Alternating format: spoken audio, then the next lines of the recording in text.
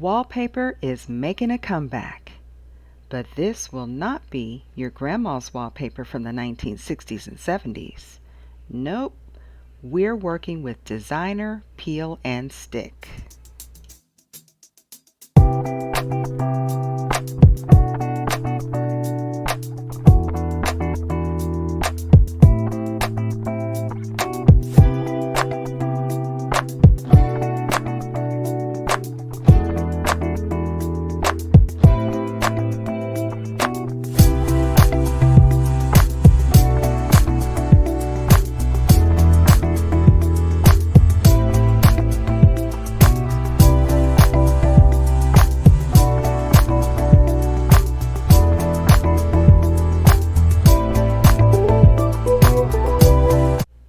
Today I'm taking you to work with me to show you how I make over this small powder room for my client.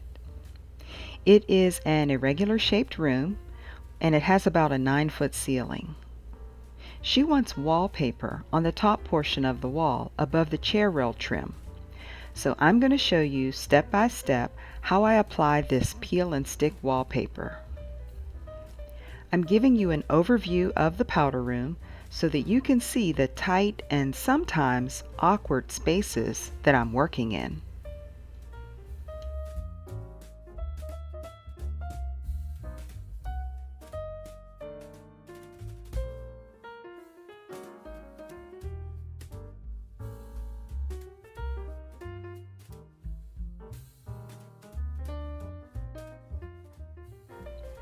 I'm starting the first piece in the center of the wall. I'll tell you a little bit more about that later. I'm pulling the backer paper off very slowly and trying to keep the paper as close to the wall as I can while I smooth it on. The goal is to try to prevent air bubbles from getting trapped. You guys will see that I'm using a fancy wallpaper tool. It's really just a plastic credit card, like a play card from a gaming center that I had in my wallet. For this project, we don't need glue, we don't need water, we don't have to do any bookend techniques like we used to with the old-fashioned permanent wallpaper. This is so much easier to work with, but it still has its challenges. I just have to be patient, take my time, and try to be as neat and smooth and bubble free as I possibly can. One good thing about peel and stick is that it can be very forgiving. If you get a massive wrinkle, you can just pull it off and reapply. Now I've got to be honest with you in that I really don't like putting up wallpaper. It's tiring with all of the reaching and straining of my neck. So don't view this video and say, "Ooh, you do wallpaper?" Because no, I don't. I don't view myself as an expert in this department, although I am trying to do a professional job for her. It's a small room and it's only halfway up the wall, so I let her talk me into it. Now that I'm down on the floor and off the ladder, I'm starting to get into a groove with faster application. I should mention here that the walls were already prepped and primed. The peel and stick paper works best on a clean, dry, non-oily surface. And since the powder room doesn't have a shower, the walls will not get all steamy and cause the wallpaper to come down over time. Choosing a good quality wallpaper is important too. The paper should be thick, not sheer, and have some weight to it. The adhesive on the backing should completely cover the back of the paper and not be sparsely splattered on in just some spots. This peel and stick wallpaper is from Home Depot and she had to order it. But you can also find some nice quality wallpaper on Amazon too. Beware though, if it is too inexpensive, it's probably some really cheap paper. Send it back. Now as I get down to the bottom and I'm ready to make the cut, the next tool that you'll see that I'm using is a box cutter. You just need a sharp, straight edge blade. I will push the paper into the creases of the trim, slice, and peel away the excess. This is one of my favorite parts.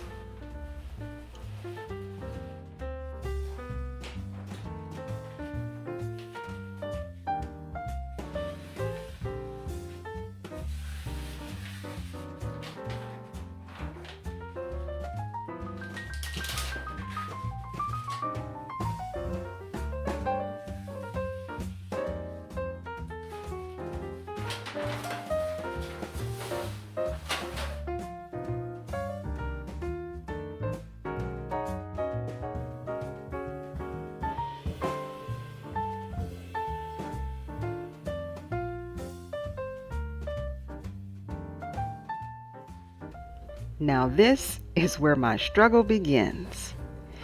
With a busy pattern like this, it is so hard to match the pattern so that the seams are not obvious.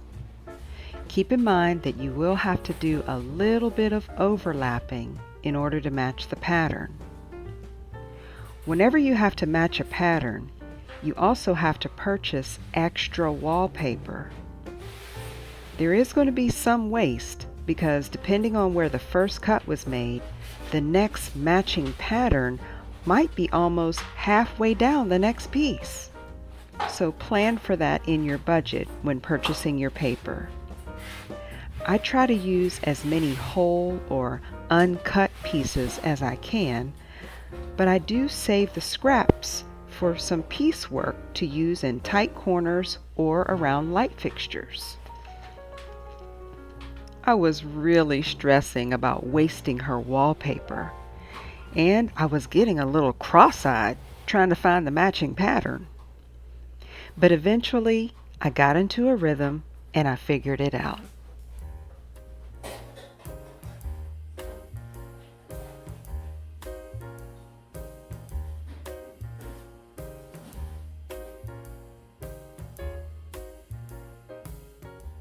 So it's day 2 now, and I've already gone most this way around the room. And when I got to this corner edge here, the urge is for people to keep going in this direction, but I don't like to do it that way because I like the main part of the wall to not have a center seam. So I always put the next piece right in the middle of the wall and work out. That way I can match up the seam here and match up the seam here the best I can. And you don't have to match the corners so much. You can try, but mostly I want to be concerned about the main parts of the wall that are going to be most visible. Try to match up the pattern. Okay. Before cutting each strip of paper, I try to find where the pattern matches. Then I measure the amount needed and allow for a little excess on the top and bottom. You never want to cut the exact amount needed because walls are never square.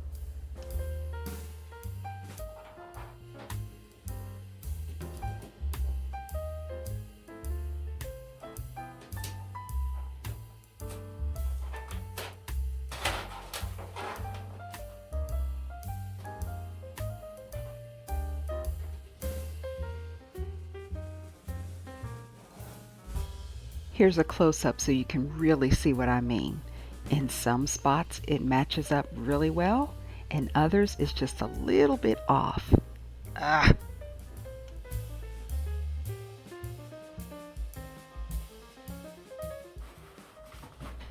In this clip, not only am I trying to match the seams, but I am also trying to work in a corner and bending that paper into the corner of the room as well and keep it from wrinkling.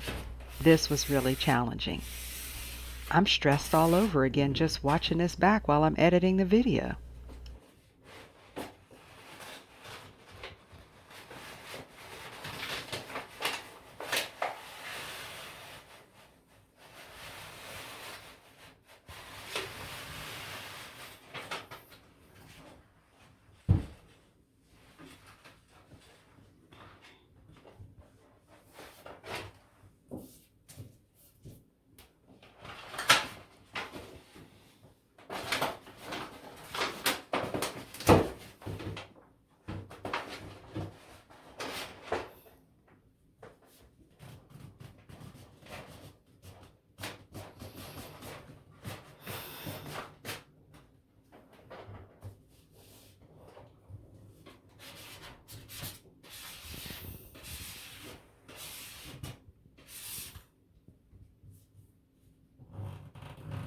see me fighting with this paper.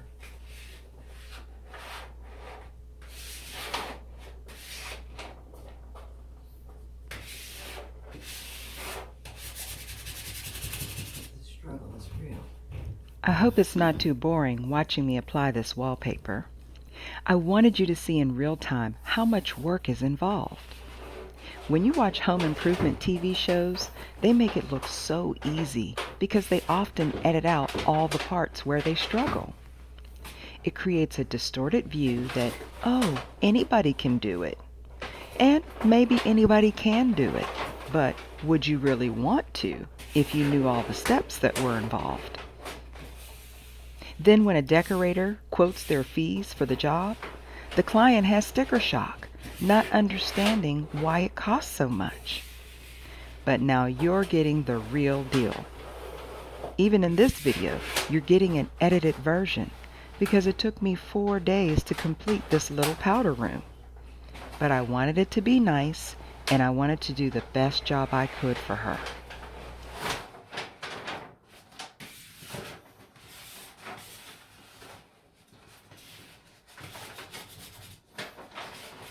Let's line it up.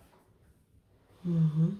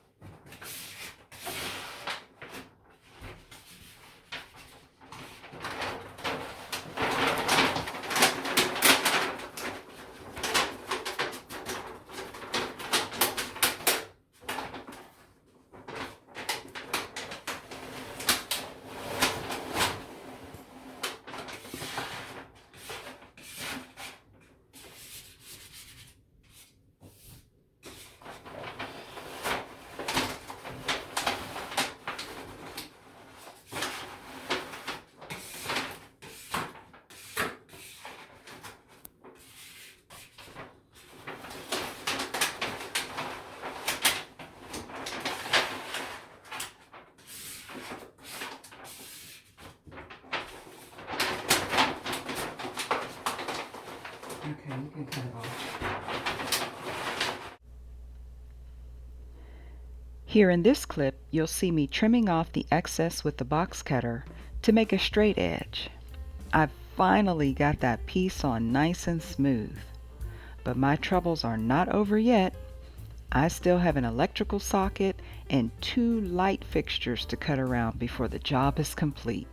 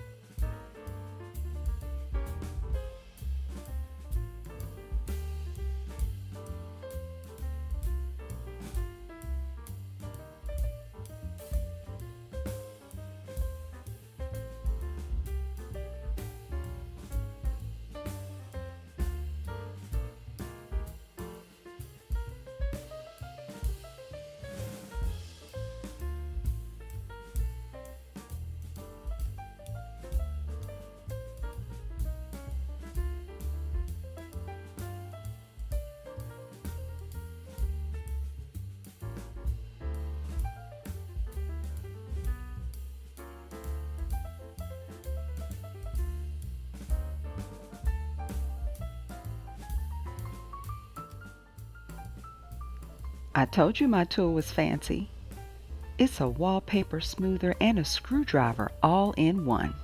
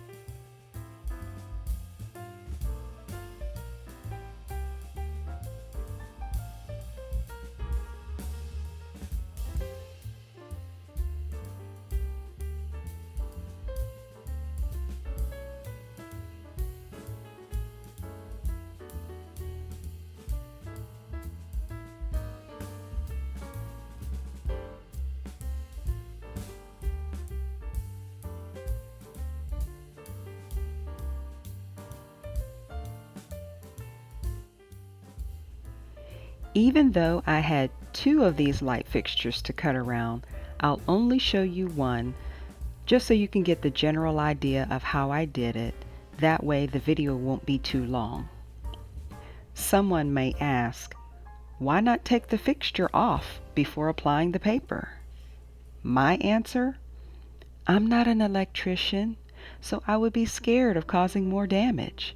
Besides, I needed the light to see what I'm doing. The tip here is to cut off a little bit at a time so that the paper has room to spread around the circle base of the fixture. If I cut too much, I have to start all over again with a whole new piece, trying to match the pattern and everything all over again. Fortunately, I was able to get these pieces up on the very first try by going slow and being careful. Watch how I did it.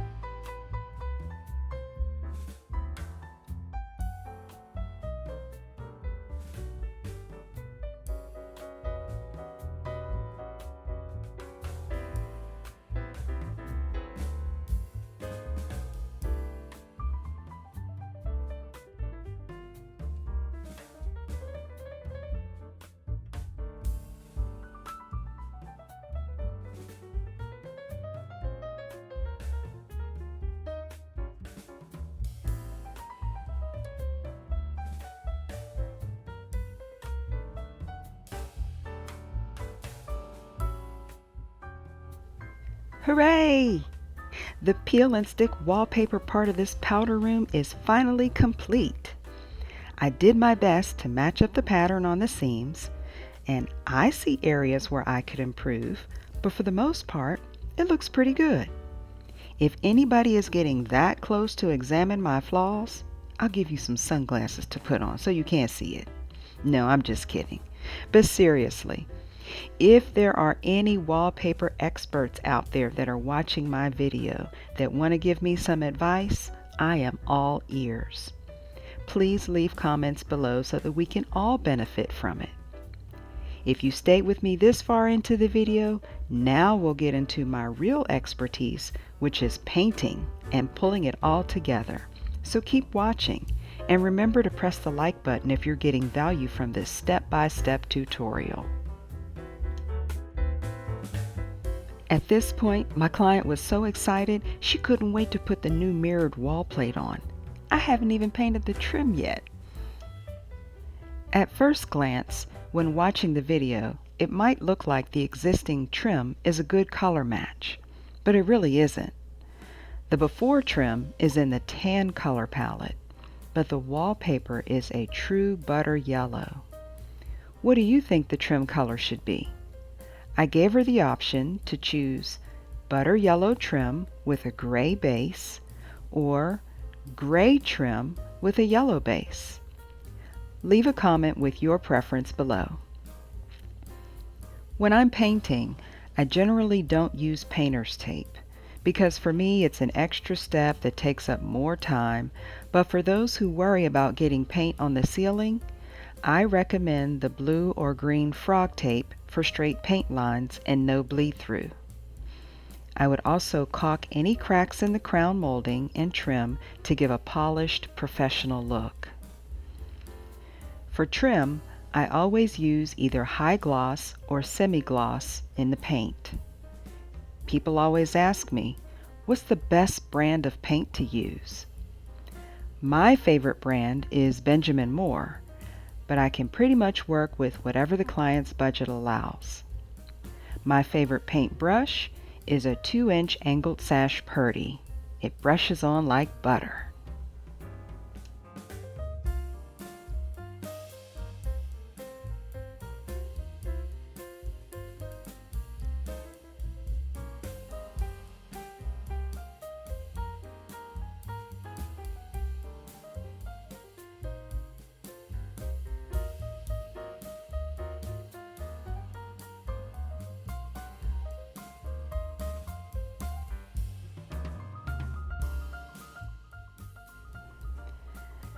Now, before you comment anything, some of my clients who are watching might say, I thought you retired from painting. I did, but this is such a small job that it didn't make financial sense for me to bring in a paint contractor to finish the job. All I'm doing is the trim and the base of the room and the door. It's not that much painting to do. I just can't do the whole house paint jobs anymore. It takes way too much out of me. I actually painted this trim for her about 10 years ago, and it's still in really good shape. All I'm doing now is a color change for her. Before painting, it's always a good idea to clean the surface with warm soapy water to remove any dust or oils. The paint will adhere better and last longer. This also includes cleaning door frames and jambs where it's often overlooked.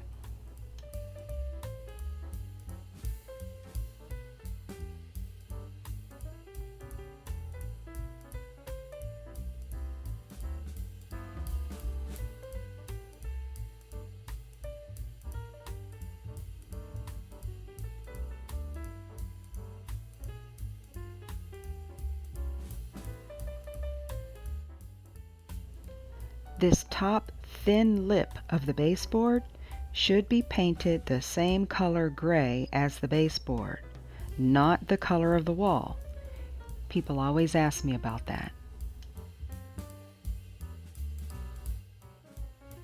When painting a door where the inside color has to be different from the other side, paint the edge that opens into the room the color of the inner room. If you need help to make a straight line, use painter's tape.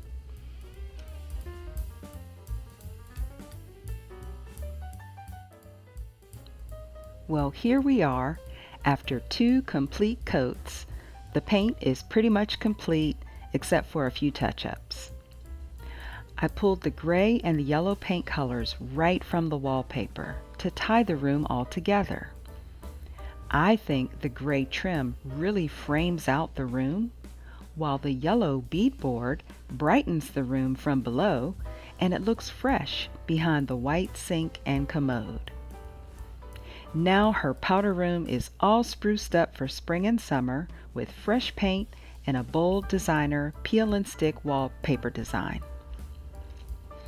This is all for now, but I hope to bring you back for part 2 at a later date as we accessorize the space. We've got some great ideas for that too, to include a new mirror and maybe even a faux window. Whenever you have a small powder room, treat it like a jewelry box. Give your guests a wow with the unexpected. This room doesn't have to blend with the rest of the nearby rooms because the door is always closed.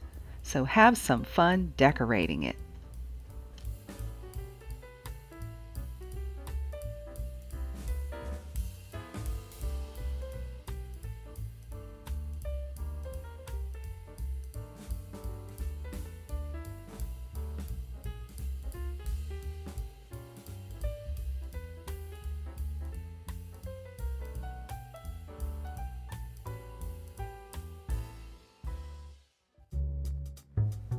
Come back and see me again for videos on interior decorating and special event decor.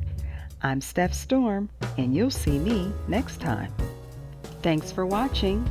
If you don't want to leave my channel just yet, watch these videos next. These are live links on the sides that you can click on.